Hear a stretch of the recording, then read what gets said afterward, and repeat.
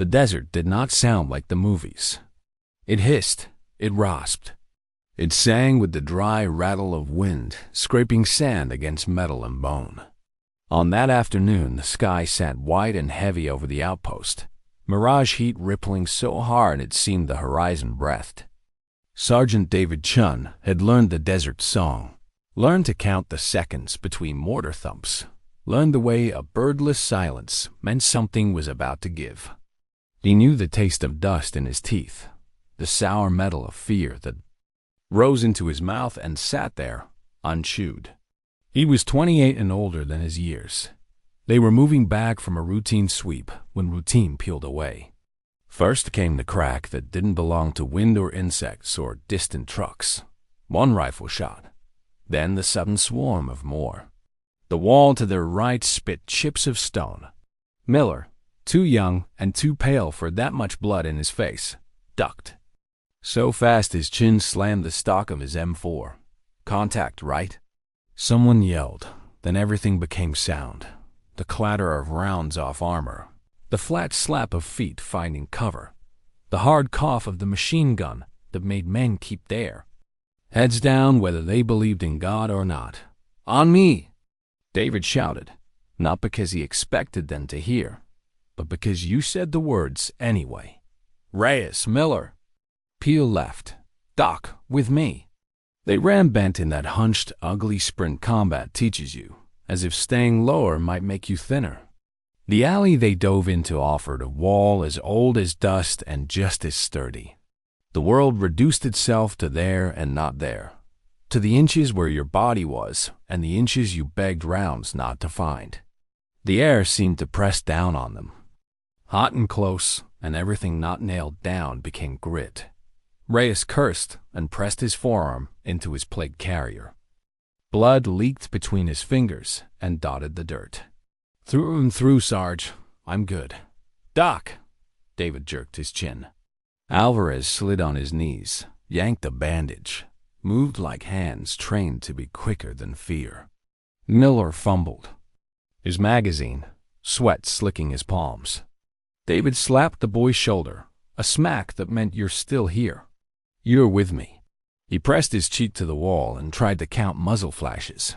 Then the mortar started. They didn't fall. With a cinematic whistle, they landed with a slamming stomach punch thud that lifted dirt into the air like a living thing. The wall shook. Pebbles rained down like bits of broken sky. David tasted dust and the copper of his own bitten tongue. He thought not in words. At first, but in the animal way the body knows, we are not getting out of this. Harper! He yelled into the din, his comes a crackling river of half-words. We're pinned, grid 416. Static answered, then half a voice, then nothing but the screaming sound of stone learning to be sand. The alley's open end spat sparks and fury. He looked at Reyes' brown eyes too bright. At Miller, whose lips moved around a prayer he didn't. No, at Alvarez wrapping gauze that bloomed red. He felt the 100 thin strands that tied their lives to his, and for the first time since he'd been given chevrons and told they meant something, his mind emptied. There are things you learn. As a child, you spend your adult life trying to forget. The sound of your mother's voice in a language you stopped speaking. The way incense smells like warm bread and old wood and an ache you couldn't name. The shape of words you said every night because she said them, not because you believed. David had pried those things off like scabs the moment he learned to run faster than guilt. He learned to trust what he could clean, field strip, reassemble in the dark. He learned to aim, pinned to that wall with other men's breath loud in his ears. He discovered his mouth still remembered. Hail Mary, full of grace. He did not mean it. He did not believe it. You said it the way a drowning man flings out, his hands in the dark. The Lord is with thee. The first sign was not light or music or anything you could record. It was the absence of sound. The alley quieted as if someone had put a lid on it. The mortar did not stop. They moved far. Away, as if the earth had rolled them to a different place. The machine gun's bite softened. Dust hung in the air and did not fall. David, chest heaving, lifted his head because the world was doing something it shouldn't. On the ridge that crowned the alley, where the heat mirage made shape shiver, stood a woman. No armor, no rifle, white cloth that should have been ruined by dust and somehow was not. Her hands extended in a way that wasn't surrender and wasn't command. Her face was every mother, and not his mother, and yet something in him recognized it like the scent of his childhood kitchen. She did not speak. She looked. Sorrow and strength lived together in that gaze, like two kinds of fire that didn't fight. She did not plead. She did not scold. She simply offered the stillness he had spent years trying to earn and never could. The panic that had been pressing his ribs from the inside let go. His breathing slid back down the ladder into his chest, and found the rung called enough. His fingers, which had wanted to choke the rifle stock into splinters, loosened. The moment lasted the length of a heartbeat that had remembered how to be steady. Then the world returned the way storms do suddenly. Sound rushed in. Dust fell. Reyes hissed and Alvarez swore softly, and Miller's rifle stuttered as if it wanted to be brave. But somewhere beyond the alley, the rhythm changed. The incoming flattened into sporadic burps. The mortar thumps moved impossibly to the east. A whistle cut air, and a sound like a giant zipper announced friendly ordnance chewing up a ridge it had missed before. Spanish curses rose from farther away, angry and then receding. Boots pounded. The fight unclenched. For a long beat, none of them moved, as if motion would remind the noise where they were. Then Reyes exhaled something that wasn't quite a laugh. Holy, he stopped himself. What just happened? David realized his cheek was still against the wall, his eyelashes gritty. He pushed himself up and risked a look into sun-bleached light. The ridge was a ridge again, rock and scrub and heat. The white was gone. He told himself nothing because words were too small. They limped back to the outpost in a crooked line shaped like relief. A corpsman with sunburned ears pressed a hand to Reyes's shoulder and said something about stitches. Harper slapped dust off himself and pretended he'd never been afraid. They counted heads and said good numbers and stared at their hands as if they didn't trust them yet. David found himself standing outside the plywood shack that served as a command room, staring at the horizon as if it could apologize. He did not tell anyone. He did not tell either. He folded the moment up like a letter he had not received and slid it into an inside pocket no one could search. That night, he lay on his bunk and watched the circle the fan cut in the air and tried to insist on explanations. The brain you survived with turned everything into a trick. Exhaustion. Flashback. A mirage that looked like a woman because his head was a museum, full of statues and candles he had vandalized, and they had not forgiven him. He built a case for the impossible being impossible until the case collapsed under its own weight. He slept and dreamed of water he could not drink. A month later, a plane put him back into a sky that pretended to be blue. The air that slapped his face when he stepped onto American concrete was wet in a way the desert forgot how to be. People were loud again. His mother's arms found his neck and squeezed until something behind his sternum hurt. He endured sandwiches he was supposed to love and asked for seconds he could not taste. He learned that carpet under your bare feet feels obscene after months of boots. He learned that he could not sleep if the ceiling didn't hum with generators. He learned that fireworks lied about being joy. Sacramento held a memory of him he couldn't inhabit. The storefronts were the same, and strangers' faces changed, and none of it anchored. His mother left bowls of cut fruit in the refrigerator like offerings to a god he didn't recognize. She said, "Come to Mass, just sit in the back." And he said, "Maybe," and meant no. He took a part-time job that let him move boxes from one place to another because Wade obeyed laws he could understand. He drank at night because whiskey made a door in his head he could close. It opened behind him every morning to the exact same room. The first time he saw her again, he thought the glass was lying. He had stepped out of a grocery because the hum of the refrigerators had started to sound like mortar and he needed air. He sat on the bench under a sickly palm, elbows on knees, head down. When he lifted his face, there she was, not in the world. In the window, a reflection that didn't reflect anything he could point to. White cloth, open hands, a face that held the opposite of panic. He turned around so fast his spine protested. The sidewalk was a sidewalk. A woman with a stroller passed, eyes on her phone. A bus exhaled. The glass smoothed back into glass. What stayed was the absence. The thready roaring in his ears gone. The jackrabbit heartbeat slowed. He breathed in and out and felt the breath reach all the way to the corners of his lungs, like light getting into a room he hadn't opened in a long time. He told himself it was nothing. He told himself it was a trick he owed to lack of sleep and the third drink. The next time it happened, in the smear of rainwater that turned asphalt into mirror, he let the grief that came with the calm move through him without a name.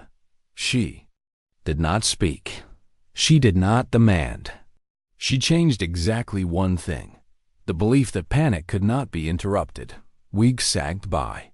He avoided the church door and then passed it slower. He watched old men finger rosaries as if counting beads let them hold on to the day with both hands. He cut through a park at dusk and heard someone singing quietly in a language he didn't understand and wanted to be angry at their piece because it looked expensive and he couldn't afford it. He carried a flyer in his back pocket he pretended not to have picked up. Veteran support, Wednesday 7 p.m. He unfolded it and refolded it so many times the creases learned how to live on their own. On a Wednesday, he was not brave, only tired. The room in the church basement smelled like coffee burned on purpose. Folding chairs faced each other in a circle that wanted to be honest.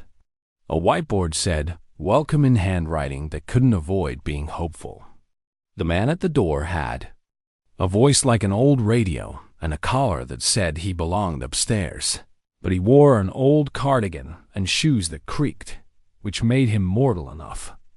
"I'm Thomas," he said, and did not say deacon until much later. David sat in a chair that threatened to fold under him and folded his arms first. People went around their own circles. A woman with a ribbon of scar under her eyes spoke about hours and how they didn't act like hours anymore. A man who had wrapped his baseball cap so tight around his fist it creased said he wakes up swinging at things that are not there. No one offered advice. The silence that followed each story was gentler than any sentence that started with have. He tried. When the silence reached him, it kept going, as if it would cross the country and never come back. He didn't plan to speak. His mouth opened anyway. "I don't." He started, then stopped because too many words wanted to go first. "I don't pray," he said, and felt his mother's surprise even from across town. "Not really. But I did once." The room did not move. His throat remembered desert dust and closed. He forced it open. We were pinned. "I thought we were done." I said some words I hadn't said since I was a kid. And I saw someone. Eyes watched him without, staring. The coffee machine clicked as if it were listening. He found the floor with his eyes and found his way into the sentence. "A woman, up on the ridge, white dress, hands like this." He held his hands out, palms toward them and toward himself. It felt like undressing and getting warm at the same time. Everything went quiet. Then it was over. A chair shifted. A man sat forward. He had a tattoo that peeked from under his sleeve that David recognized because he knew when and where men got ink like that. The man rotated his left arm, and there it was, the thin puckered line that had taken stitches once upon a mortar. Reyes. I thought I was losing it. Reyes said. And his eyes did the thing eyes did when two men still alive because of each. Other pretended they were strangers. I saw her too. Same second, Sarge, same ridge. The room stayed a room and also became the inside of the alley again. Only this time the silence was the kind that comes when two men realize they're private. Miracles match. Something in David that had been standing with its back to a locked door turned around and put its hand on the knob dot after the meeting. Thomas did what old men who know the pace of grief do. He offered coffee that tasted like punishment and small. Objects that looked like answers and weren't. He pressed something into David's palm, a strand of beads that smelled faintly of drawer and dust. You don't have to know how, he said. You can just say the words and let them hold you. I don't. David started, because explanations make walls. Thomas smiled in a way that gave him back the words. Pray as you can. He said, not as you can't. He took the beads because men used to taking orders sometimes needed permission to accept gifts. He did not use them that night. He held them in his hand and fell asleep with them there and woke with the imprint of a crucifix on his palm and the odd belief. He had not slept alone. Healing did not walk in the door like a friend you could see from the window. It came like the slow loosening of a knot you've been picking at while talking to someone about something else. He still woke sweating at 3:11 a.m. because that was the time the mortar had always found his memory. He still ducked when car doors thunked shut too hard. He still wanted the fifth drink, even when the fourth made promises the fifth couldn't keep. But when he pulled the beads out of his pocket, his breathing remembered how to walk instead of run. Hail Mary, full of grace, he said in the parking lot outside a grocery. And the door in his head, the panic always slammed on him, opened a crack. He began to go on Wednesdays and then on Sundays, too, but from the back where the kneelers made less noise and he could leave without scaring anyone. The first time incense rose, his throat remembered the boy who had counted how many swings the thurible made and tried to guess when they would stop. The standing, sitting, kneeling made sense to a body that needed instructions. The words did, too, because you could keep them even when your brain was too tired to make its own. A line he had never heard stuck like a burr. To hold your mother, and he looked up from the missalette and felt the strange certainty that someone had reached into the ordinary Sunday and held his face in both hands. He told his mother he had gone. She did not pretend surprise.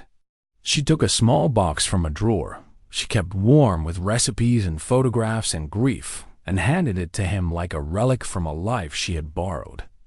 Inside was a rosary made of dark wood that had smoothed under decades of her fingers. I bought it when you were born, she said. I prayed it when you were in boot camp and then when you were not calling me and then when the news said men your age were not coming. She laughed in a way that meant laughter could be a kind of crying. I prayed it when I did not know what to ask, so I asked her to tell him for me. He took it. He did not say I'm sorry because apologies, like confessions, need to be longer than 2 words. He sat at her kitchen table and let her peel an apple for him the way she had when he was 6. The knife made its thin, quiet song against the cutting board. He talked about nothing for a long time, and then about something, and then he said, I saw her, and watched his mother's eyes fill the way water does when it finds a bowl. He met other veterans wearing civilian clothes that fit like disguises. He met a man who could not stand the sound of his child chewing, and a woman who had learned to sleep on her back with her hands open so she wouldn't wake clawing anyone. He did not tell them what to do. He said, when it climbs your throat, say these words, and he said them with them. Hail Mary, grace like a dry riverbed that remembers how to hold water. The woman in white came and went like weather.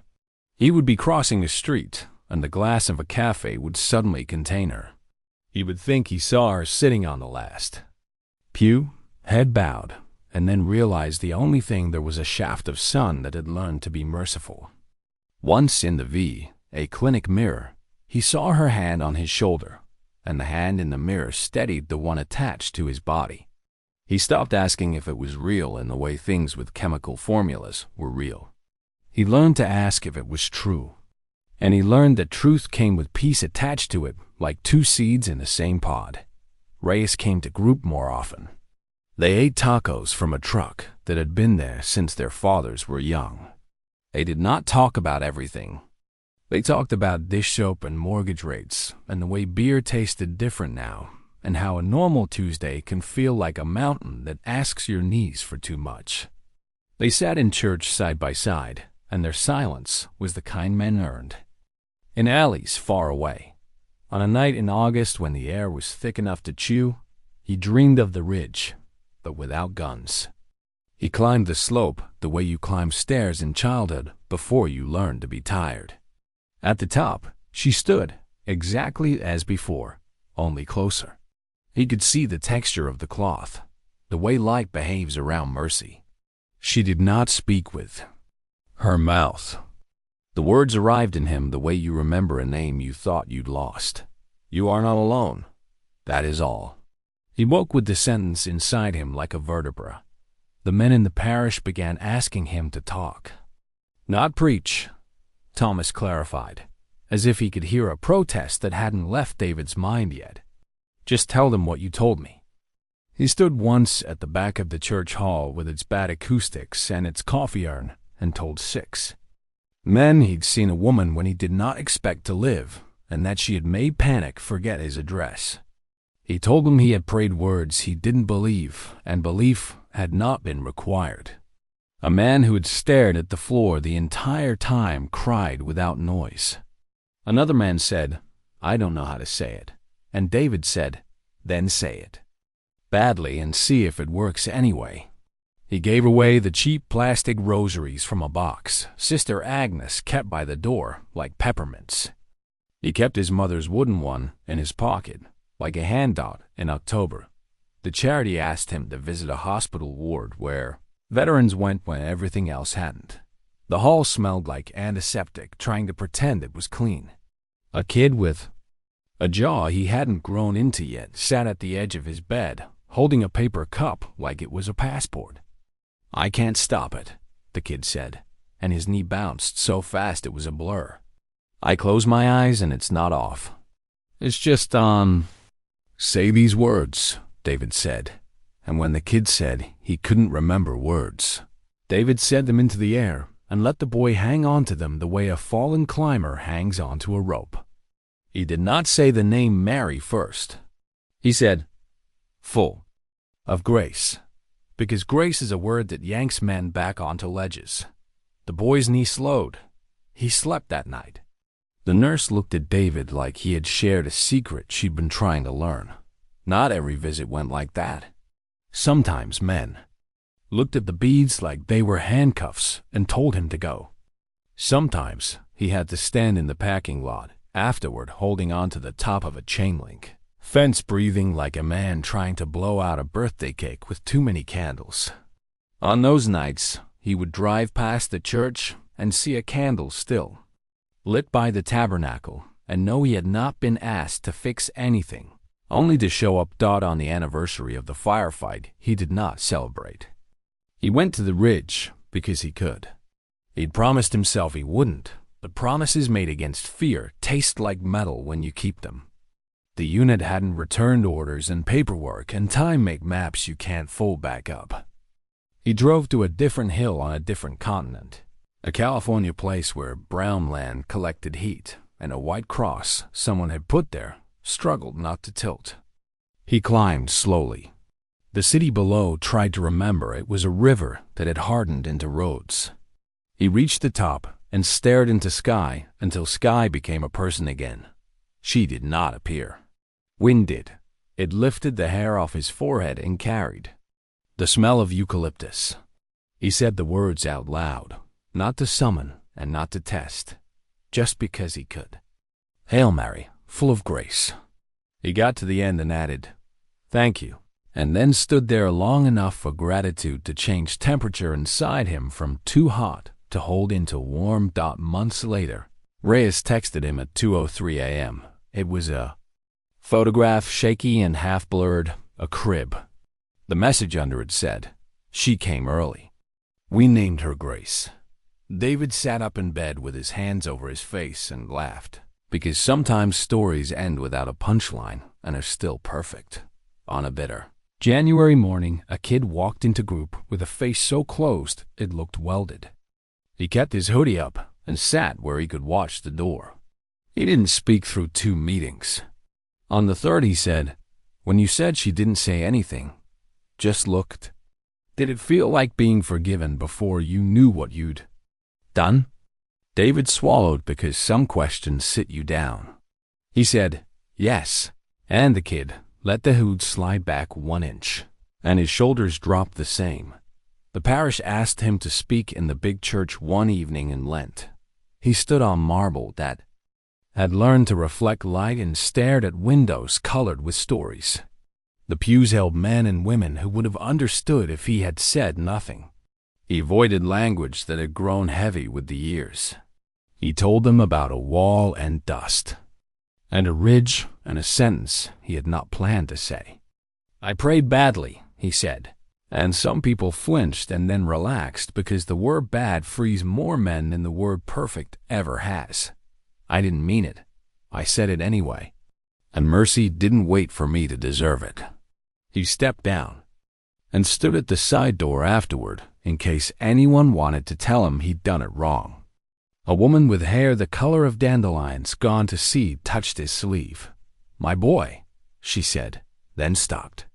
He put the beads into her hand because sometimes healing is an object you can carry into your kitchen and leave on the WINDOWSILL. He kept going. Wednesdays, Sundays, hospital rooms, parking lots where he taught men to breathe in while saying hail and out while saying Mary, and discovered you can borrow a mother even if you think you don't have one. He learned that sometimes the only miracle on offer on a Tuesday is not screaming.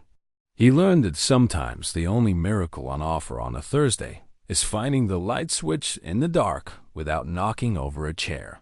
He learned that miracles stack like coins, and they buy you enough time to make the big ones. On an evening soaked in rain, he sat in the back pew after everyone had left and stared at the sanctuary lamp. He was thinking about nothing, and then about everything, and then about the first time he had seen her and how much of his life now lay. Between then and now, like a road through a valley, you don't realize you've left until you look back. He heard a scuff behind him and turned. A man he didn't know stood by the side aisle, eyes red in a way that had nothing to do with weather. "I watched your video," the man said. "My brother," he swallowed. "He put a gun in his mouth last year. I don't know how to be the one who didn't." David did not stand and lay hands on him and pull a demon out. He moved over on the pew and patted the wood.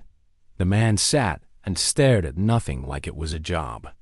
After a long time, David said, "Say this with me," and they said it together. "Full of grace. Pray for us now." Now was the only time his friend had. They didn't say at the hour of our death because that line was for later. The man breathed like running water.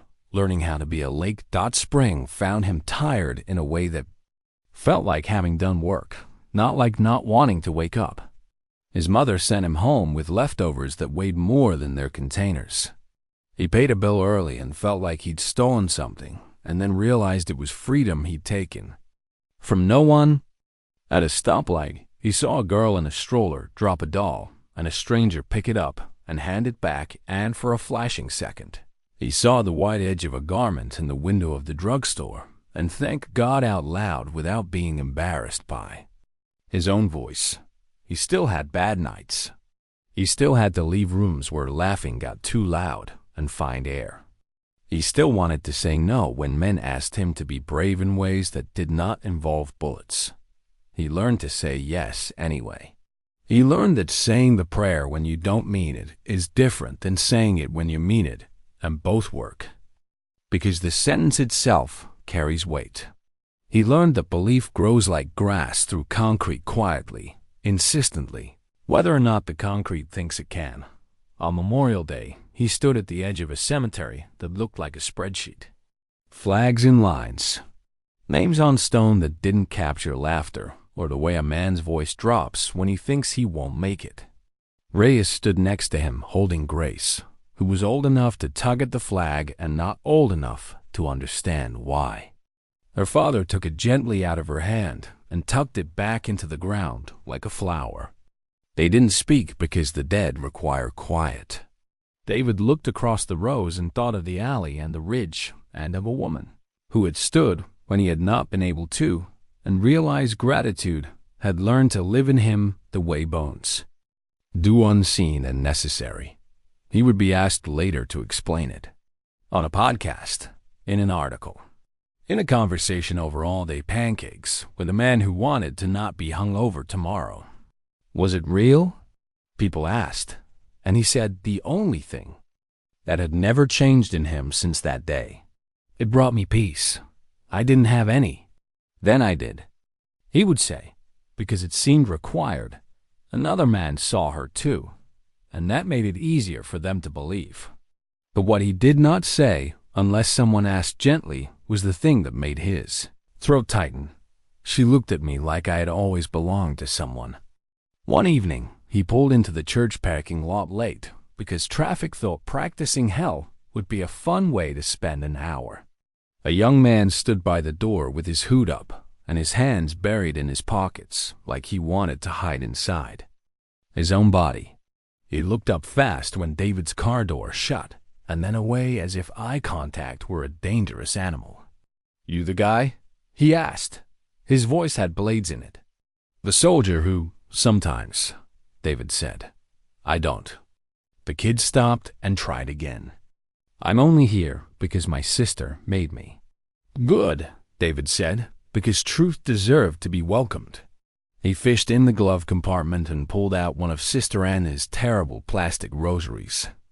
He held it out and the kid took. It like accepting anything from anyone might be the hardest thing he did that day. "You don't have to believe," David said. "You can borrow mine." "That's not how it works," the kid muttered. "It's exactly how it works," David said, and opened the door and let the kid go in first. They sat in the back row and did not pray for a while. The sanctuary lamp burned like a patient star. Somewhere in the building a vacuum cleaner made the grout between tiles feel clean. The kid rolled the beads between finger and thumb as if polishing them would make something happen. After a few minutes, David said, "Say this if you want." And he said the words slowly enough to be repeated. At full of grace, the kid's shoulders made a sound that only muscles make. At the name Jesus, the kid exhaled as if he'd been underwater too long. At Pray For Us Now, he did not cry, because the room was too public, but his breathing changed into something that did not hurt him. When they walked back out in the parking lot light, someone had left the side door open and the stained glass over. It held the last blue of the day the way a bowl holds water. For a second, for David only, and then for both of them because he saw the kid startle, the blue seemed to lift, and a woman's robe moved in a breeze that the parking lot did not have.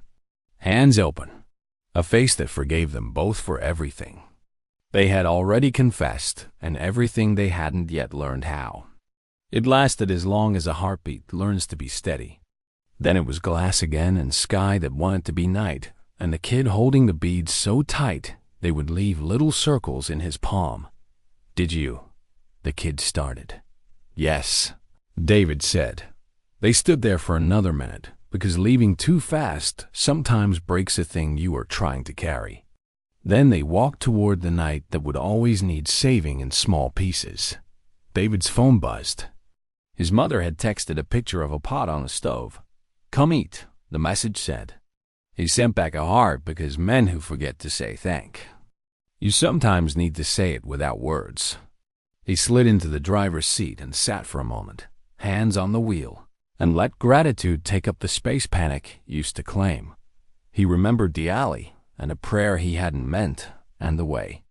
Mercy had refused to ask for permission first. He remembered the ridge and the woman who had stood there with her hands open, offering not argument but presence. He remembered a sentence he had heard without ears. "You are not alone." He spoke aloud into the quiet car, because sometimes saying the thing turns it into a place you can live. "Hail Mary, full of grace," he said, and the words did what they had always done when a man was too tired to invent new ones. They went toward God like birds that remember the way home. He turned the key. Headlights slid across asphalt like two small promises. He drove into a night that would have panic in it, and men who would sit in basements and say things for the first time, and women who would light candles for men who didn't know they were being rescued. He drove with a mission other men had named for him without knowing. He would sit beside people who thought prayer was a lie, and he would tell them what had happened when he lied. He would hand them bad plastic beads and the story of a good mother. He would keep showing up at the places where the world forgot to be gentle. He did not make a speech. He did not set a goal. He just kept saying yes to the small requests Mercy put in his path. And the woman in white went on appearing in the edges of mirrors and in the places where glass collects light, not to prove anything, but to keep a promise. She had made to a boy on a bench and to a man in an alley. That love does not wait for belief. That grace does not need permission. That even in the middle of a war you thought you had already lost, a mother can walk through the smoke and find you. If you felt even a flicker of peace inside this story, carry it to someone who doesn't have any yet. Tell them the truth David tells in rooms that smell like burnt coffee and antiseptic and hope. That a soldier once prayed a prayer he didn't believe, and heaven answered anyway. That he saw a woman in a white dress stand on a ridge and still. The noise for just long enough to let him live. That months later, when the battle moved into his body and refused to leave, she kept appearing and the peace kept following. That he found another man who had seen her at the same second, and the truth of that match built a bridge between their lives. That he went on to sit with the broken and hand them a sentence the size of a bead. He keeps going. And when he sleeps, now, sometimes he dreams of a ridge without guns. A woman waits there with her hands open. He does not run. He climbs. When he reaches her, she looks at him with the patience of stone and the tenderness of morning. She does not speak. She does not have to. The world goes very quiet. And in that quiet, the thing he once only heard becomes the thing he always knows. You are not alone.